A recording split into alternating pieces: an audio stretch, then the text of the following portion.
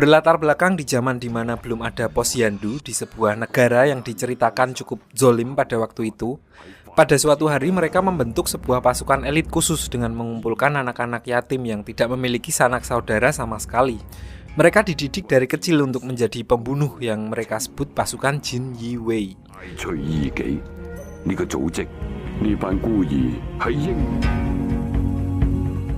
Beberapa tahun kemudian, salah seorang petarung terbaik di antara mereka diangkat menjadi jenderal yang diberi nama Qinglong. Dia diberikan sebuah kotak yang berisi 14 pedang berbeda, yang 8 diantaranya digunakan untuk menginterogasi, 5 lainnya digunakan untuk eksekusi bergantung kepada kejahatan yang mereka perbuat, dan 1 pedang yang dikhususkan untuk membunuh dirinya sendiri. Singkat cerita, pasukan Jin Yi Wei menjadi pasukan yang sangat ditakuti oleh seluruh penduduk negeri. Namun, di tangan pemerintahan yang korup, mereka akhirnya malah menjadi teror untuk siapa saja yang terlibat politik di negeri itu.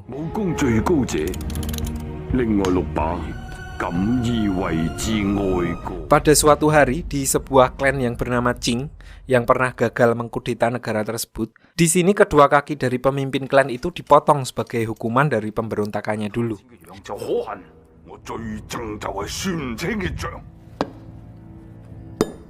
Dan diperlihatkan mereka masih berencana untuk melakukan kudeta lagi dengan berafiliasi dengan Perdana Menteri negara. Dia juga mempunyai sebuah anak angkat cewek yang bernama Tuo Tuo yang terlihat sangat misterius. Dan dengan darahnya, dia memberikan 1 perintah terakhir untuk Tuo Tuo.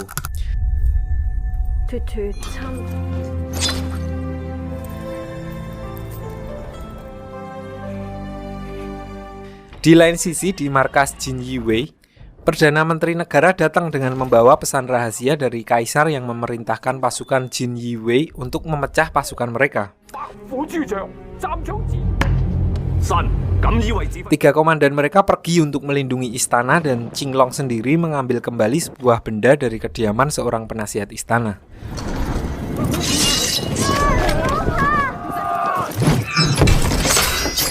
Singkat cerita, sesampainya di kediaman penasihat tersebut, pasukan Jin Yi Wei dapat dengan mudah mengatasi para pengawal dan Qinglong meminta secara baik-baik agar penasihat memberikan benda yang dimaksud. Namun seperti sudah menduga kalau penasihat itu akan rela mati, Qinglong menangkap anak penasihat tersebut sebagai sandera. So tidak punya pilihan lain, penasihat itu lalu membuka sebuah kotak yang ternyata di dalamnya berisi sebuah segel kekaisaran. Dengan kata lain, jika Perdana Menteri mendapatkan segel itu, maka dia dapat dengan mudah membuat undang-undang negara sesuka hatinya.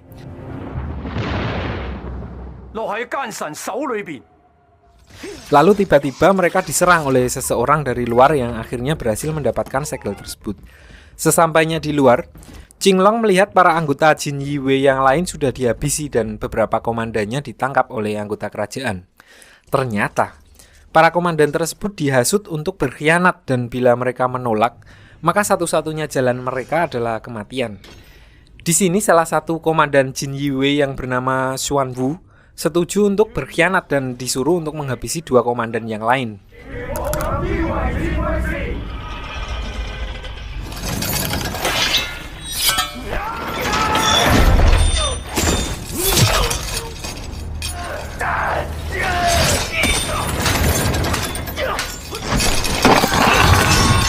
Singkat cerita, setelah dapat mengalahkan salah satu komandan lainnya, Xuan Wu terlihat kesulitan berhadapan dengan satu lagi rekan kerjanya yang mengincar Perdana Menteri.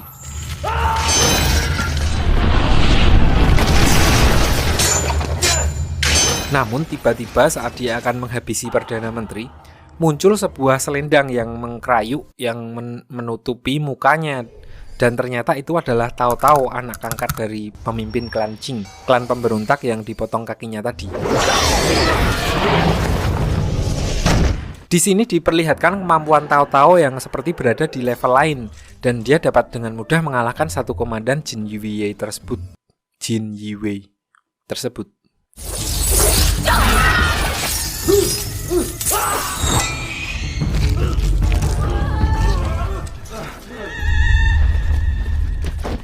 Ternyata, kedatangannya ke sini diutus ayahnya untuk membantu Perdana Menteri dalam menghabisi Qinglong. Dan saat Xuanwu menanyakan bukti bahwa dia adalah anak dari pemimpin klan Qing, dededeng, vitamin.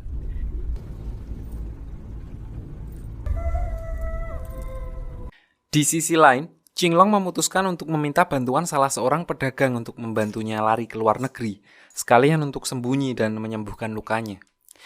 Karena bayarannya cukup banyak, maka pedagang tersebut akhirnya setuju untuk mengantarkannya dengan kedok menikahkan putrinya yang bernama Xiao Hua. Ini orangnya, kipernya Shaolin Soccer.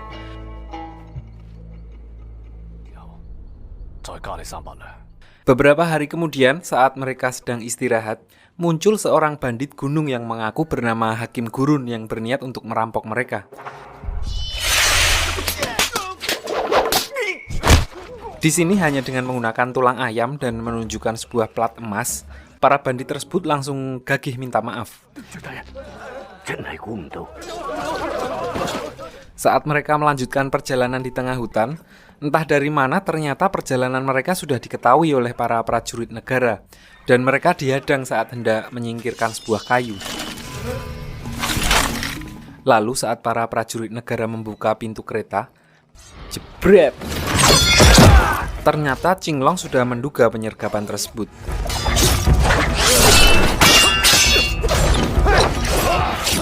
Dia bahkan mengatakan kalau dia sendirilah yang menciptakan formasi penyergapan itu. Saat Xiao Hua maju untuk membantunya, Qinglong malah menggunakan badan Xiao Hua untuk menghabisi para prajurit negara sehingga menyebabkan Xiao Hua yang belum pernah menghunuskan pedang harus melihat kematian di depan matanya.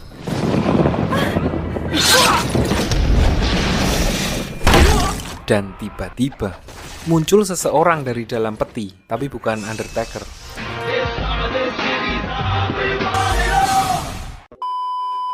Di sini Qinglong sempat kewalahan menghadapi jurus cakar pisang musuhnya.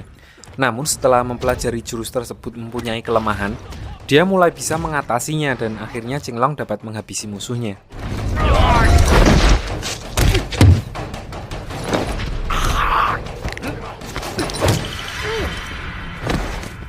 Di sini salah satu prajurit negara yang masih hidup yang mengetahui bagaimana cara Jin Yiwei menginterogasi musuhnya, langsung menceritakan semuanya tanpa membuang waktu. Dan ternyata yang menyuruh mereka adalah Xuanwu, salah satu komandan Jin Yiwei yang berkhianat. Dia juga memberitahu Qinglong tentang Tuo-Tuo, tapi memang belum banyak yang dia ketahui. Setelah insiden tersebut, para komplotan pedagang tadi jadi mengetahui kalau yang mereka tolong selama ini adalah seorang Jin Yiwei. Di sini Qinglong menyandera Xiao Hua dan berkata kepada ayahnya untuk pergi ke arah berlawanan untuk mengalihkan perhatian, dan dia akan mengembalikan putrinya setelah 3 hari.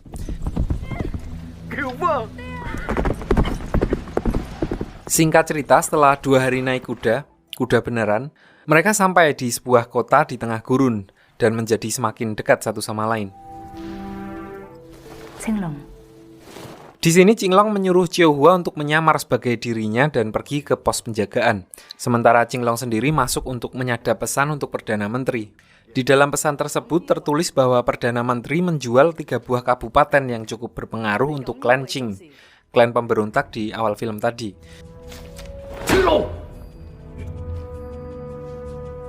Setelah mengetahui rencana Perdana Menteri, Xiao Hua menyamar sebagai Ustadzah Mega dan mencuri sebuah plat dari klan Qing. Dan Qinglong yang mengintainya dari jauh juga melihat Jack Sparrow dari Cina yang ternyata sedang mengintai mereka berdua. Ternyata Jack Sparrow tersebut adalah para perampok yang sangat terkenal yang bernama Hakim Gurun yang asli. Maksud kedatangan mereka adalah untuk merampok uang klan Qing yang akan digunakan untuk membeli 3 kabupaten tadi. Awalnya sempat terjadi baku hantam antara Qinglong dan Hakim Gurun. Namun di sini Qinglong berkata kalau mereka bisa bekerja sama untuk tujuan yang berbeda. Hakim Gurun untuk uangnya, sedangkan Qinglong berencana untuk mengacaukan transaksi tersebut.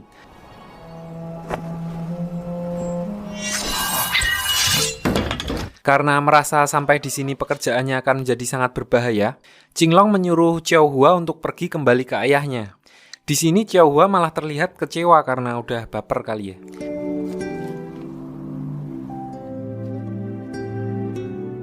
Malamnya, di sini Qinglong sempat bertemu dengan Tuo-Tuo dan mengetes kemampuan masing-masing.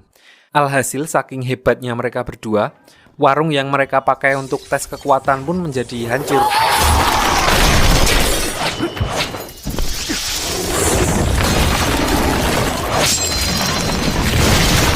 Dan di sini, Qinglong melihat sebuah teknik milik Tuo yang kesannya dapat menggandakan tubuhnya dengan melepas satu persatu jubah yang dikenakannya. 1, 2, 3, 4 kali itu nggak dikenain 4 kali itu telanjang tuh Tuo. Setelah melihat teknik tersebut, Qinglong merasa kalau dia malah bisa mati nih di sini. So dia memutuskan untuk mundur dan membuat rencana baru. Esoknya, seperti sudah dijanjikan, Perdana Menteri datang dengan didampingi oleh Xuan Wu untuk menemui perwakilan dari klan Qing yang melakukan transaksi jual beli dengan diketahui oleh notaris tempat.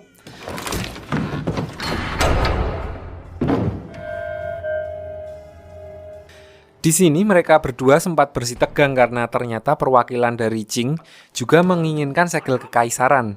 Dan ternyata Xuan Wu sudah disogok oleh perwakilan dari Qing dan malah menghabisi Perdana Menteri kerajaan di sini. Lalu tiba-tiba para komplotan Hakim Gurun datang untuk menyerang mereka.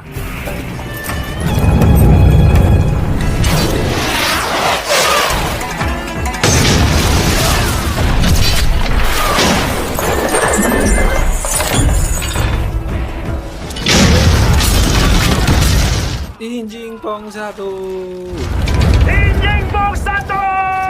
Di sisi lain di dalam, ternyata Qinglong menyamar sebagai salah satu anggota klan Qing dan berkata kalau dia datang ke sini untuk menghakimi Xuan Wu sebagai Jin Yiwei yang telah berkhianat. Di sini kita diperlihatkan duel epik antara sesama Jin Yiwei yang menyebabkan Xuan Wu melarikan diri dengan menggunakan segel kekaisaran sebagai umpan.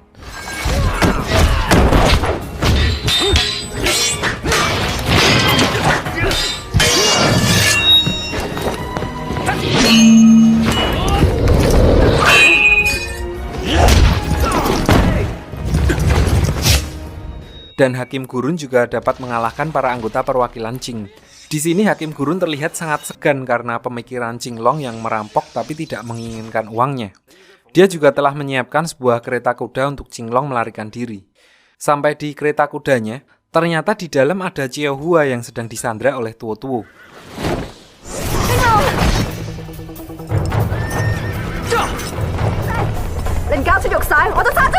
So Qinglong harus merelakan segel kekaisaran untuk menyelamatkan Xiao Hua.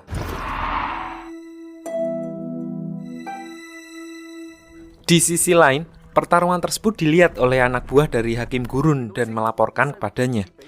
Dia juga mendapat laporan dari mata-mata yang berada di wilayah Qing bahwa mereka menyiapkan 10.000 pasukan. Tuanku Imam Bonjol kan 5.000. Balik ke Qinglong, di sini Xiao Hua juga memanggil ayahnya dan para anak buahnya untuk membantu mengejar Tuo dan Xuan Wu.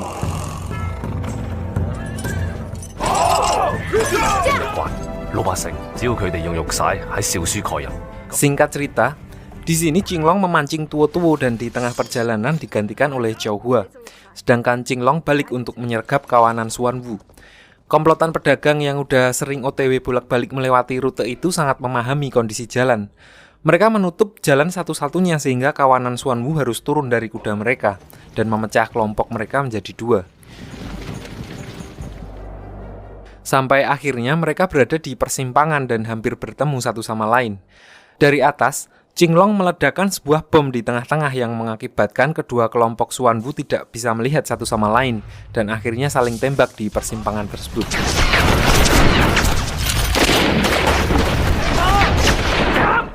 Setelah saling tembak, mereka juga dihujani batu oleh para komplotan pedagang tadi. Menggunakan kesempatan saat musuh sedang panik, mereka langsung menyerang dan dapat mengalahkan musuh dengan cukup mudah.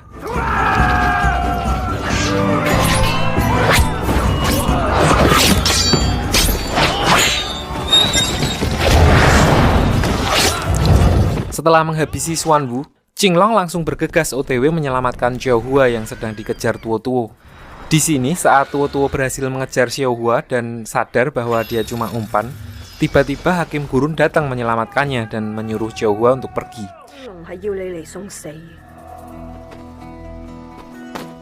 Di sini keduanya menunjukkan perlawanan yang cukup sengit sampai Tuo bisa mencicil-cicil Hakim Gurun.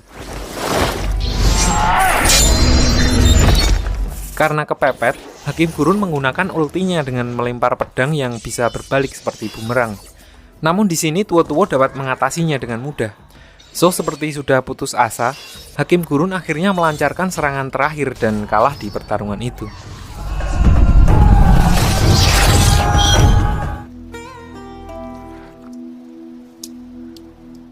Di sisi lain, Qiuhua yang sudah bertemu dengan Qinglong memberitahu kalau dia diselamatkan oleh Hakim Gurun. Namun ketika mereka melihat Tuo-Tuo masih mengejar mereka langsung paham kalau Hakim Gurun sudah dikalahkan. So, tidak punya pilihan lain, Qinglong harus menghadang Tuo-Tuo dan Qiuhua membawa segel kekaisaran untuk dikembalikan ke istana.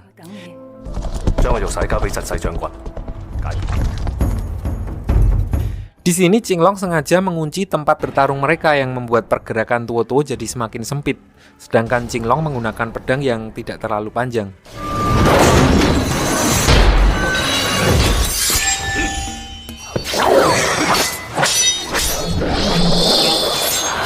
Awalnya Qinglong sempat keteteran, lalu dia melemparkan sebuah patung dan sembunyi di belakangnya. So, di sini Qinglong dapat kesempatan melukai Tuo-Tuo. Namun, saat Qinglong menggunakan cara yang sama, Tuo-Tuo membalasnya dengan melemparkan patung lain sehingga Qinglong terpental. Namun, ternyata Qinglong sudah mengaitkan senjatanya ke usuk. Iki kowe tok sing ngerti usuk.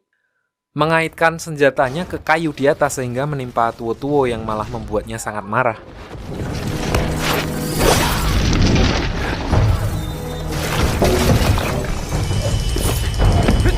Lalu Qinglong memancingnya ke sebuah ruangan dan berniat untuk mengurungnya di dalam. Namun dia malah terkena serangan Tuo-Tuo yang menyebabkannya tertimpa patung-patung.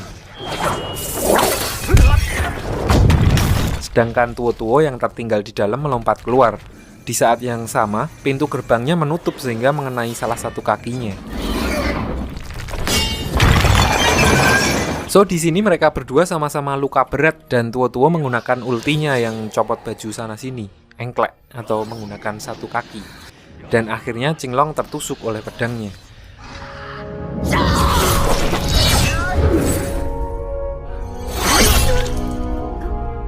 Namun ternyata Qinglong memang dari awal berniat untuk membunuh dirinya sendiri bersama dengan Tuo-Tuo. Ingat tentang satu pedang terakhir dari 14 pedang di dalam kotak Qinglong yang dikhususkan untuk membunuh dirinya sendiri. Dia telah mempersiapkan pedang tersebut untuk membunuh Tuo-Tuo dan juga dirinya.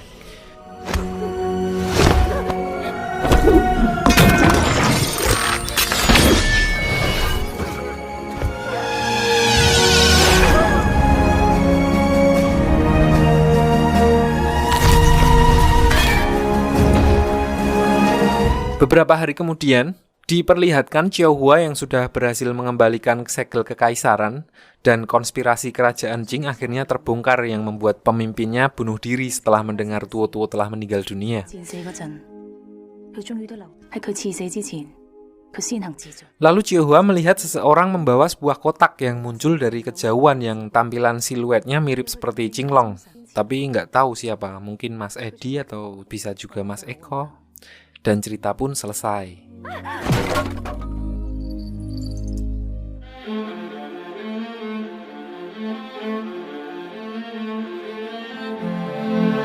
Film yang cukup berat untuk saya aslinya, yang nilai pelajaran sejarahnya nggak lulus. Untung Puan nggak ada sejarah dulu. Saya harus menonton beberapa kali dulu baru paham. Namun setelah paham filmnya ternyata ceritanya keren. Ada lanjutannya? Nggak ada sih. Beda film, cuma nyambung aja ceritanya. Tulis di kolom komentar kalau kalian mau dibahas alur cerita lanjutannya di sini. So, salam buat keluarga di rumah. Pasifista, ngecer rokok dulu.